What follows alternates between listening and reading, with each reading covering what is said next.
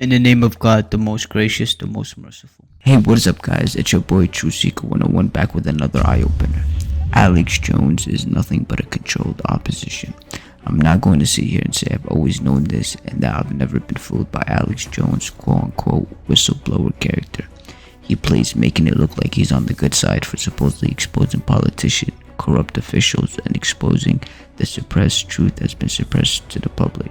Alex Jones is nothing but a controlled opposition. He may speak the truth, but he would never speak the truth without mixing a bit of lies into it to keep you from seeing the bigger picture. His intent is to deceive you, not awaken you. He is a hypocrite. He has been bought. The ones with their eyes open are seeing what I'm seeing. Many influential individuals, some who possess great intellect and wisdom, are being bought and trying to push and support certain agendas and ideas to the public that they normally wouldn't. And all of a sudden, their content is all mainstream and stays on mainstream, like it's being pushed to mainstream. And the new content that's on mainstream is almost like nothing their old content. It's like they have changed their whole identity, but they haven't changed. They just have been bought, and they have become nothing but a deep state agent. I know what a true whistleblower is, and Alex Jones isn't one.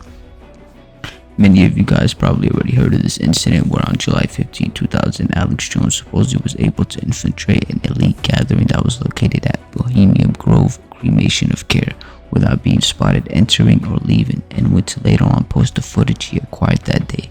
And the reason why I mention this is I want you guys to think about why Alex Jones hasn't been treated the same way as other whistleblowers. Think about it, and please answer this for me in the comment section. I would love to hear your answers.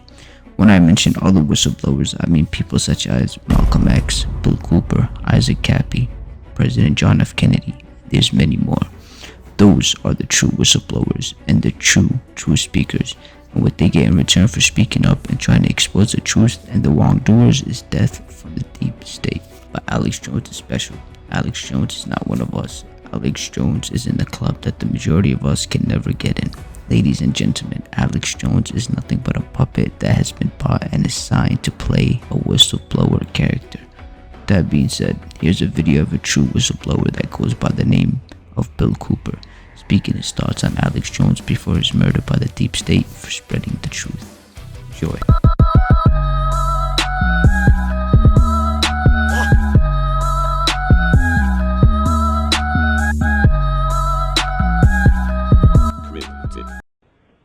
Before we get started, I have to clear up a little discrepancy here. Apparently the other night, or within the last week, because I've been getting a lot of email about this, and I even received one telephone call. Apparently somebody called the Alex Jones broadcast and asked him why he didn't have me on the air, or asked him something about me. Alex Jones said he had me on the air once before, several years ago, and had to cut me off the air because of the foul language that I used.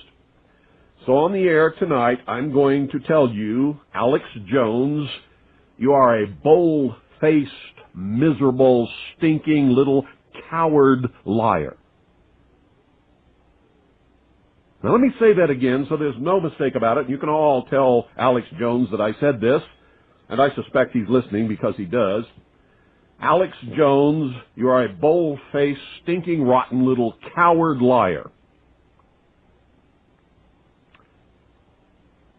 I was only on the Alex Jones show one time. It was years ago, when I didn't know who he was, when I didn't realize what a liar and a coward and a sensationalist bullshit artist that he is. He was on one little FM station down in Texas. He wasn't on all the stuff that he's on now. And I agreed to be on his broadcast. That's when I was doing guest appearances on broadcasts, years ago. I was not cut off. I did not use any kind of foul language whatsoever. He treated me very well, and I stayed on for the whole show. Some of you in Texas know that that's true because you heard the broadcast and you taped it.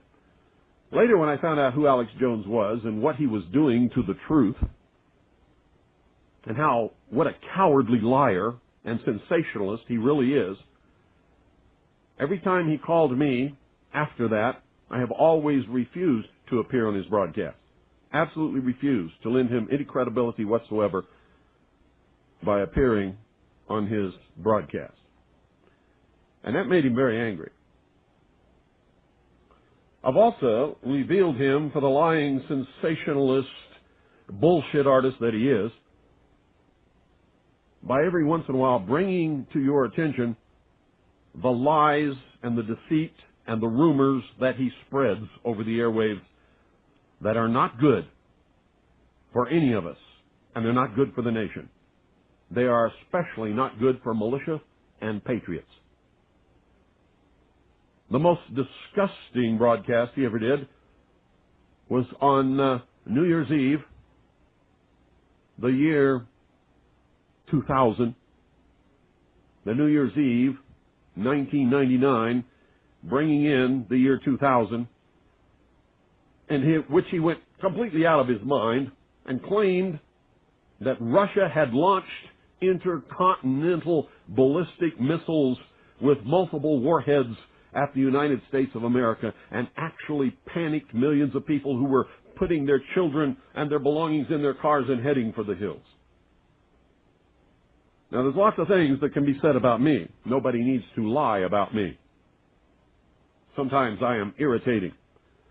Sometimes I absolutely will not suffer fools and am just as rude as I can be. Nobody has to lie about me, Alex Jones. So I suggest that the next time somebody calls your broadcast and asks them about me, you tell the truth.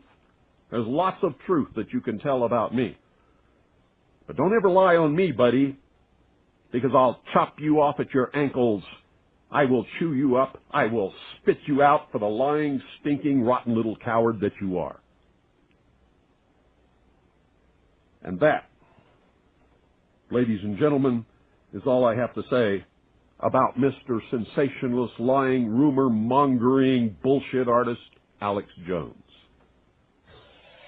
Good evening. You're on the air. Yeah, hi, Mr. Cooper. Hi. Listen, that Alex Jones interview was directly after you published the Veritas June 26, 1998 issue about the Cooper family being targeted by the feds. Yeah. Yeah, I heard it. Yeah, And back in 1990. Did he kick me off the air? No, he's a liar, and you've pointed it out, and I heard that interview, and you were nothing but cordial. Yeah. Well, that's the truth. That's the truth. Thank you. Thank you, Virginia. Bye-bye. Alex Jones is a miserable, rotten, little, stinking, cowardly, bold-faced liar. Boy, you know, all of these people ought to know better than to mess with me, because I don't take any crap from anybody.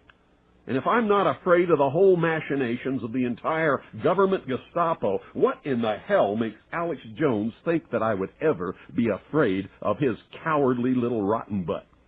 Good evening. You're on the air.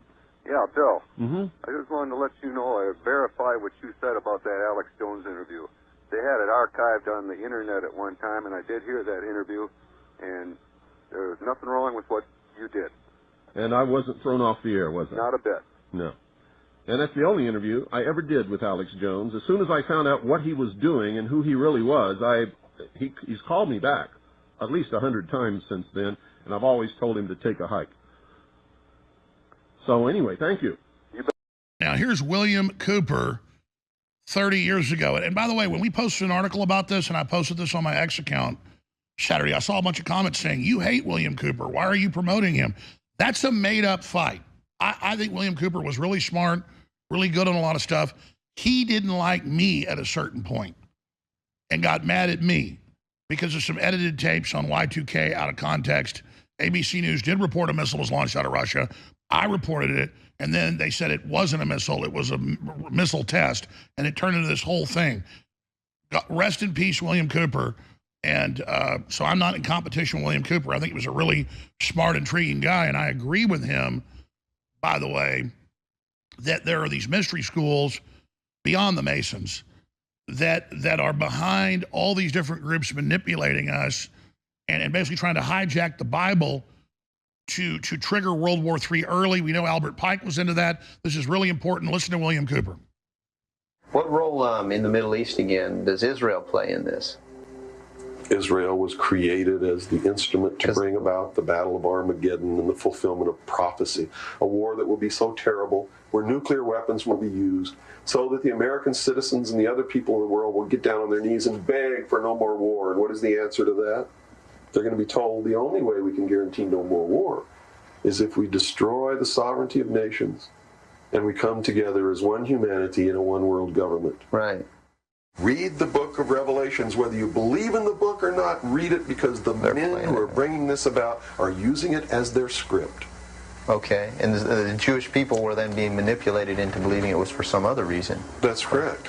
They've always been manipulated. And I get people who still come to me all the time and say, Bill, you're all wrong. It's the Jews. The Jews are subverting the world. Man, it's not the Jews. It's not the Catholics. It's not the blacks.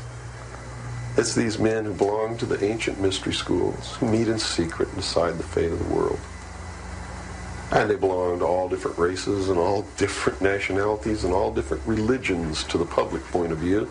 But in secret, it's a different story.